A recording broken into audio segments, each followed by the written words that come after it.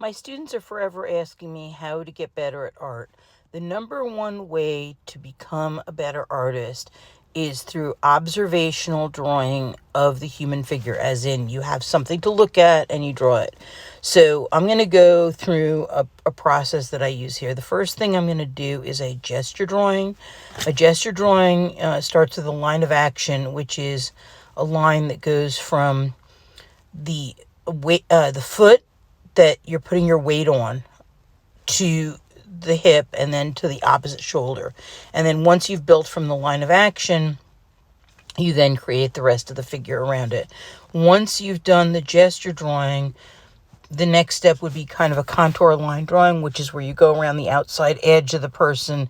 And now you don't have to worry that much about how big everything is or how small, because you already got the proportions down, so you can focus on the shape of the waist and the shape of the hips and the shape of the arm and the muscles, and you can actually focus on what's on the edge.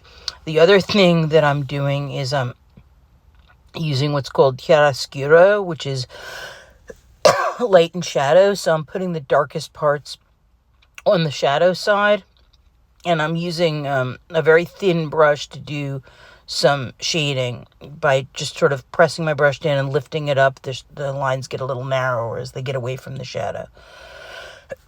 Now, at this point, I want to add that the important thing is to finish the drawing or painting despite completely messing up. In other words, it might look completely wrong at some point. Resist the urge to crumple it up and start over. Just keep working on it. There's going to be a point where it's going to look terrible and you're going to notice every single thing wrong with it. The arm is wrong. It's in the wrong direction. I made this the wrong size. Just keep working on it. The idea is that it's not going to be perfect, but you go ahead and you finish it anyway, with the idea that the next picture will be better and the next picture after that will be better. But what you don't do is when you get to that crisis point where you think it looks like an absolute hot mess, is to continue working as if it's all part of the plan. And to just keep playing with it as if it's all part of the plan. At a certain point, you're going to see I come in there with a white Conte crayon, which is Conte crayon it's not an actual crayon, but it's not chalk. What it is it's this compressed pigment, and when you add water to it, it will dissolve and smear. So I'm using a Conte crayon to add the highlights, a white Conte crayon, and then I'm going to use the brush to kind of smear them around, and it's going to turn gray. And if you're playing around using a paintbrush and water and stuff, it's going to look like a mess after a while. Just be patient. Stop painting for a minute. Let the picture dry, and then you can add lighter colors on top of it. So basically what I'm doing is I'm using watercolor, but in addition to watercolor, I also have the white Conte crayon, and I also have the set that I have includes white watercolor paint. So I'm able to add highlights. So again, it's going to look terrible at a certain point, and you are just going to let it dry, go back into it with different media, power through, and finish it. And if it looks messed up, just fix the mess ups and go on. Force yourself to finish every single piece, because if you get to the point where it looks terrible and then you just leave it and you do another one, you're never ever going to push past the point where it looks terrible and learn how to find the good in each painting. You're always going to hit that mess up spot and then never get pushed past it. So I think it's really, really important to say finished, not perfect.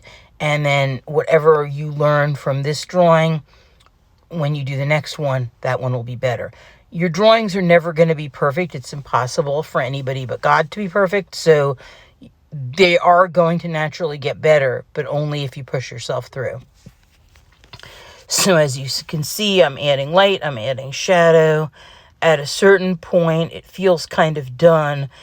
And then I stop and I take a look at it, and after it dries, I'm going to go back in and I'm going to add a little bit of color. So I'm going to show you some still images after I started to add color. So at this point, I thought it was done, and I turned my video camera off, but then I kept working on it, and I took some still images of it. So this is how it looked. And then I added a little bit of brown paint on top to give her a skin tone.